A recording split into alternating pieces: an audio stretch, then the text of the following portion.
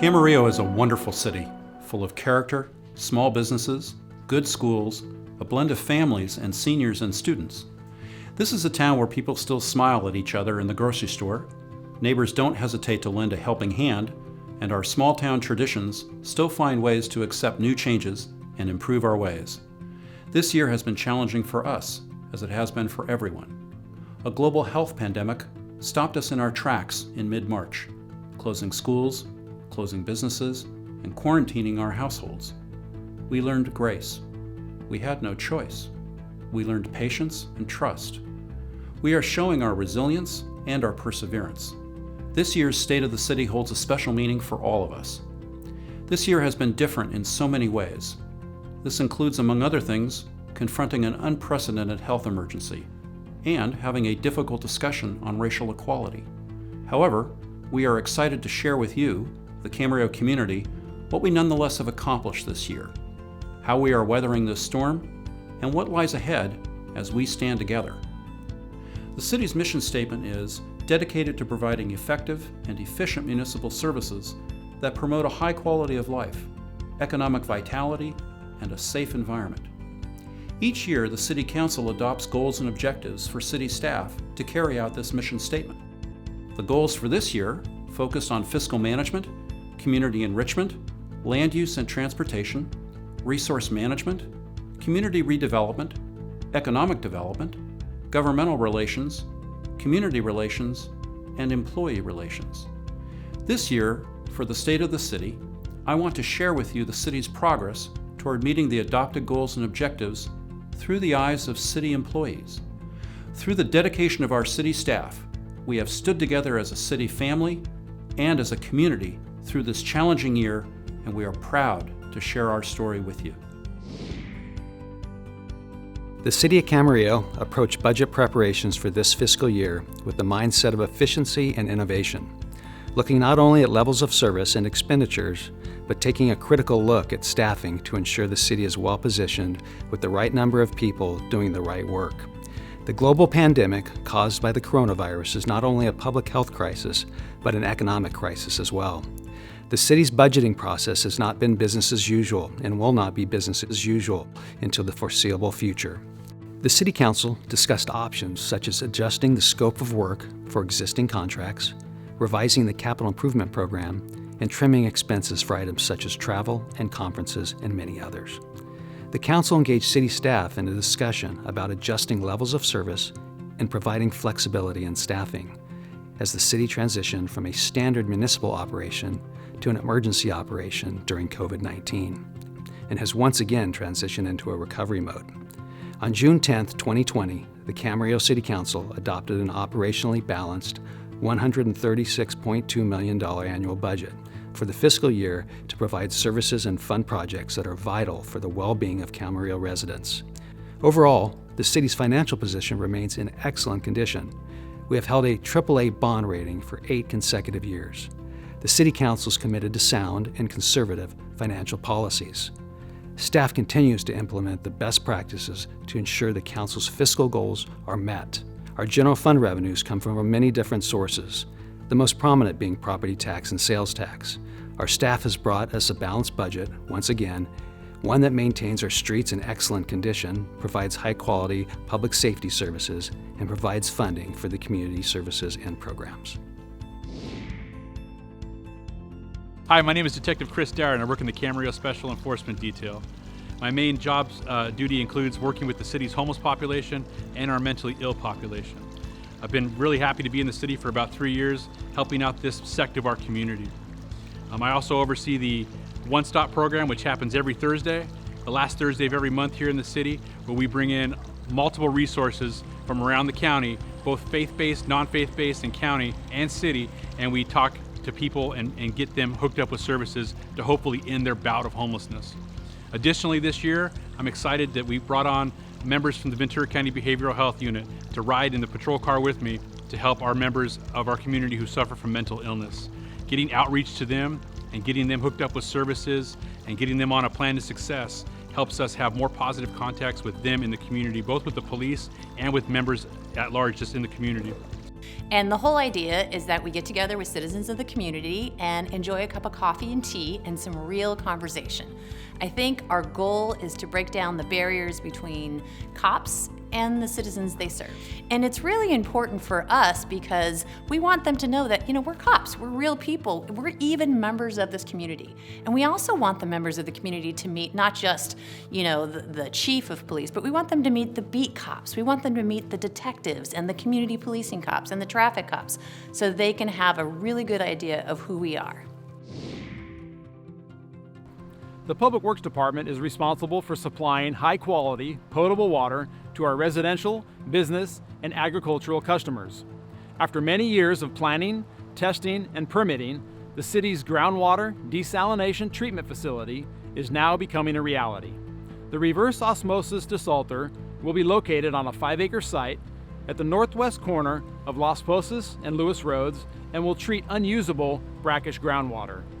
The desalter will produce about 3.4 million gallons of high-quality, potable water every day, enough to fill about 200 average-sized backyard swimming pools daily.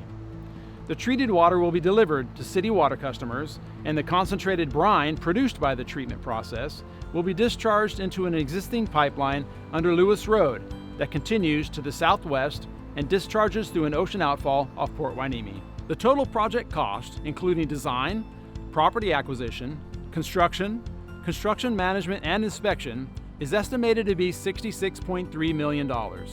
The project is fully funded, including $20 million in state and federal grants, $12.5 million in water revenue bonds, and the rest from existing water enterprise funds. Construction of the project is underway, with completion on schedule in mid-2021, followed by startup and testing with delivery of treated water by the end of 2021. The desalter will bring many direct benefits to the city of Camarillo by treating an unusable source of water and strengthening the city's long-term water supply stability, achieving compliance with regulatory limits on salts in the Callegas watershed, by reducing the city's use of costly water imported from Northern California, saving the city about $50 million over 20 years, and the lower cost of desalter water compared to imported water will reduce the escalation in the overall cost for the city to provide water to its customers, which means any increases in future water rates will be lower than if the desalter was not constructed. Public Works is very excited about seeing these benefits come to fruition soon as the city's desalter project transforms from a plan to reality. The city worked with Habitat to plan for 2 3-bedroom, 2-bath, affordable single-family homes. Together, we entered into an agreement for the sale of the property and the construction of the 2 homes in 2018. In order to help Habitat finance the construction of these homes, the city sold the property for $1 and provided a $250,000 forgivable loan for the planning and design. Habitat used the city's money and leveraged it with construction financing and volunteers from the community to help successfully complete the construction of the homes in August of this year. Shortly after the homes were built, the City Council issued a notice of completion on August 26, stating that Habitat has fully satisfied the terms of the agreement and the city forgave the $250,000 loan. Now, 3 years after the city purchased the vacant lot, it is called home to 2 local families. What used to be the Sotc lumber site, which is right on the corner of Berry and Lewis, there's a 2.5-acre vacant site, and it was a lumber yard for many years.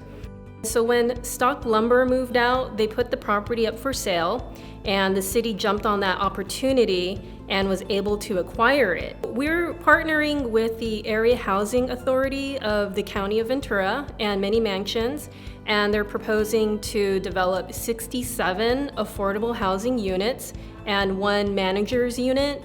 And of those 67 units, 8 of them will be for-sale townhomes. So we see this as a model project, as it provides both an opportunity for those who are renting and also for those who are looking to purchase a home. It also provides a variety of housing types, from studio units to 3-bedroom units. Amazon will be occupying 2 large buildings on Mission Oaks Boulevard, and it's just east of the Metrolink parking lot. And we're excited to see this project move forward as it's going to bring a lot of jobs to the community. And these buildings had sat underutilized for many years, so it's great that Amazon is actually taking up both of these buildings. This is what they call a last mile distribution center. Trucks will ship packages from the large warehouse fulfillment centers all across the nation to this center. And from there, they will sort the packages and deliver them to the residents and business owners in the Camarillo, Ventura, and Oxnard area. In order to help facilitate business recovery and maintain physical distancing compliance with the guidelines during COVID-19 pandemic, our city has been waiving zoning clearance fees and has adjusted our parking standards to accommodate temporary outdoor business areas and expansions. Since May, we're very proud to report that we have issued 63 no-fee zoning clearances to allow these businesses to facilitate their expansions outdoors and maintain their operations. Went through the planning phase and got their approvals back in 2018. It's for a 281 unit senior housing complex. There's 3 different product types that are going to be available. There are duplexes, there are single family clusters, which are single family homes that are clustered into groups of 4 to 6. And then there's your traditional single family detached, where the lots are a little bit bigger. The biggest lots range from just under a quarter acre, and the smallest ones are about 0.15 acres. So it's a pretty great project. They're under construction right now, and we hope to have that open pretty soon. We are very excited about this project for 2 hotels and conference center right here in the heart of Camarillo. There will be a 4-story Embassy Suites hotel with 155 rooms and a full-service restaurant and bar. The conference center will be attached to this hotel and will be able to have 750 people seated at tables in a ballroom setting. There will also be a 4-story home to suites consisting of 122 rooms. The project is then rounded out with over 25,000 square feet of retail and restaurant space. Home to Suites is anticipated to be completed by December 2021, and Embassy Suites, including the conference center, completed by June 2022. This year, we set out to aggressively implement the city's economic development strategic plan. We were well into creating relationships, launching workforce education events, developing marketing plans, and analyzing development processes as part of our Get to Yes programs when the reality of COVID-19 hit our community in March. We took immediate action and mobilized to support the business community. In the beginning, all businesses except those deemed as essential were closed. We were able to connect with every grocery store and nearly 140 eateries in the community to ensure they were operating safely. We created and distributed social distancing signage and encouraged the implementation of social distancing practices throughout stores. We created a Shop Safe program in which we had a team of city staff from various departments visit retail establishments across the city and help to educate the businesses on what was required in this new business environment. We verified they were operating in accordance with the state and county guidelines, and if they were, we provided them with a Shop Safe sticker to let the community know they opened in accordance with state and county guidelines, and to encourage safe shopping in Camarillo. We continue to inspect businesses as part of the county reopening process, and our code compliance team has inspected and approved over 1,300 businesses. In addition to this, we immediately started tracking resources and regulations that affected our businesses and shared them on our website. We created the Employee and Employer Assistance page and hotline for affected businesses and employees to visit or call for assistance or information. We also began emailing all businesses in our business tax database to share with them the most relevant and critical information for their business. As businesses began to reopen, we created our Open for Business webpage. We also witnessed a sharp increase in unemployment, so we created our Camarillo is Hiring webpage and were able to help some local businesses hire local employees. We implemented a business recovery loan program and a recovery grant program, supporting drive-in performances and also the installation of additional parking signs in Old Town. And we provided for greater flexibility for our businesses by allowing them to expand outdoors, supporting safe environments for pedestrians, and reimbursing businesses for barricades used to create safe outdoor spaces. So hey, we're here in Old Town Camarillo, and I'm with Hank Robles, owner of Hank's Barbershop. And Hank, I have a few questions for you. How has the city of Camarillo really helped you out during the COVID experience? Once the city reached out to me and started saying, hey Hank, there is ways, and that meant a lot to me. It takes that pressure off of me. And with the help of the city, we did it, and we're continuing to do it. You know, we can't give up. I can't say enough about the city of Camarillo. We moved here in November of 2019, pre-COVID, and we moved here because this is the real central hub of everything that goes on in the county is at this VCCF building. And it worked really well until COVID started, and then everything closed down. But I'm glad we did move here. It's been a great move for the chamber. What do you think is going to happen with the future of Camarillo? I think Camarillo is poised to go full on when we're all back together. I think that the city is well grounded. We have a good city council. We have the finances are good for the city. I just think the chamber and the city can work together and just build the economy back up to where it was and where it was taking off. Engage Camarillo is the name of our community engagement strategy, a fluid and continual improvement process that revolves around understanding, education, and two-way communication. We have worked really hard this year to put our strategy in motion, and we are proud to say that we are building a better community conversation. Community engagement is a continual dialogue, and we are beginning a community conversation about what we are doing and why we are doing it.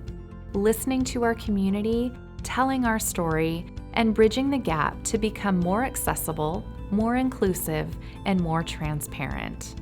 In December 2019, we launched a communication survey to ask our community what their needs and preferences are when it comes to receiving news and information from the city. We use the feedback from this survey to expand our communication toolbox. We prepared community engagement guidelines to guide us toward consistent and effective communication. The guidelines establish a baseline from which we will continue to measure the results of our efforts to determine what works and what does not, and to guide us in making improvements along the way. We want to reach our community where they are, to provide them with the information they expect, and to give them the tools they need to be engaged in local government. In August, we launched our Engage Camarillo portal on the city's website. The portal includes department stories to showcase who we are and how we serve Camarillo. Financial transparency, which is a budgeting tool that makes it easy to understand how your tax dollars are being spent. And Open City Hall, a new engagement tool where community members may share their ideas with city officials and help shape the future of Camarillo. Engage Camarillo and all the communication tools that come with it are just the beginning, the launchpad into a more inclusive, more transparent, more connected, and more engaged Camarillo. Maintaining close working relationships with our community partners has been essential during the COVID-19 pandemic. We have leveraged our partnerships to support each other through these challenging times, and we have maintained communication and coordination despite the physical distance that COVID has put between us. We maintain a close working relationship with CSU Channel Islands. City staff attends quarterly site authority meetings to stay updated on future development projects and to learn about significant updates regarding the university and its programs. In March, the Camarillo City Council approved a scope of services with the Camarillo Chamber of Commerce to organize the Channel Your Connections luncheon at the Spanish Hills Country Club. At this event, President Beck gave an update on internship opportunities, cultural connections with the Shumash, and faculty highlighted the university's rank as 5th in the nation in the Social Mobility Index. Go Dolphins! Our city team has been active in the Ventura County Census 2020 Complete Count Committee, organizing a presentation to the City Council in February and collaborating closely with our community partners on messaging to ensure a complete count. On August 14th, the City of Camarillo became the first city in Ventura County to exceed the 80% self-response rate. We continue to promote the importance of completing the census and supporting the county-wide effort of attaining a complete count.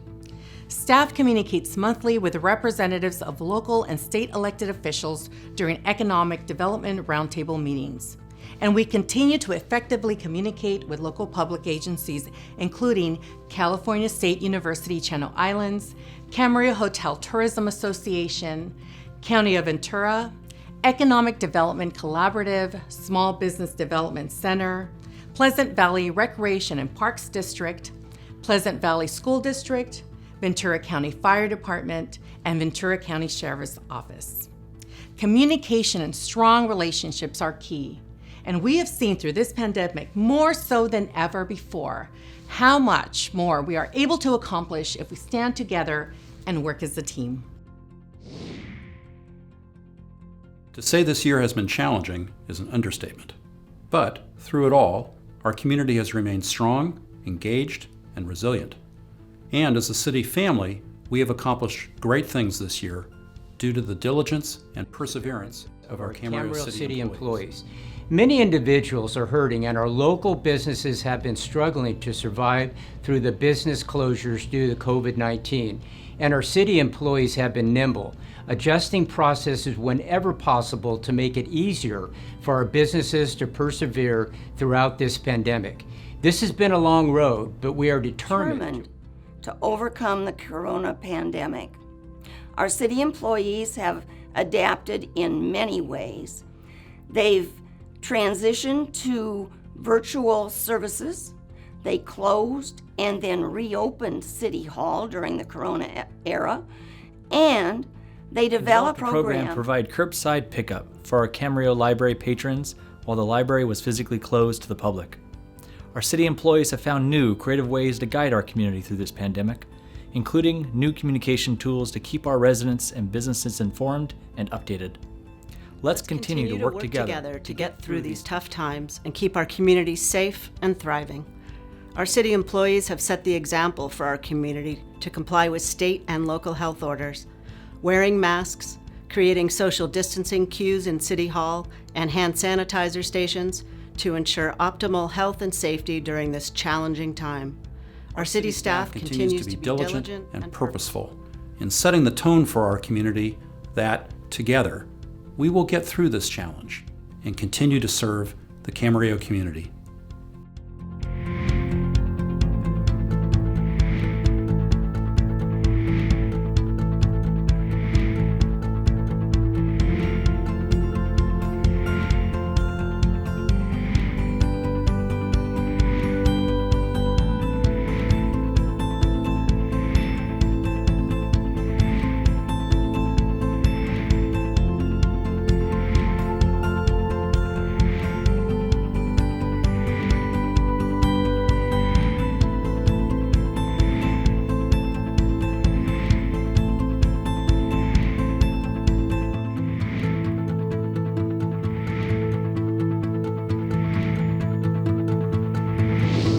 We stand together, Camarillo.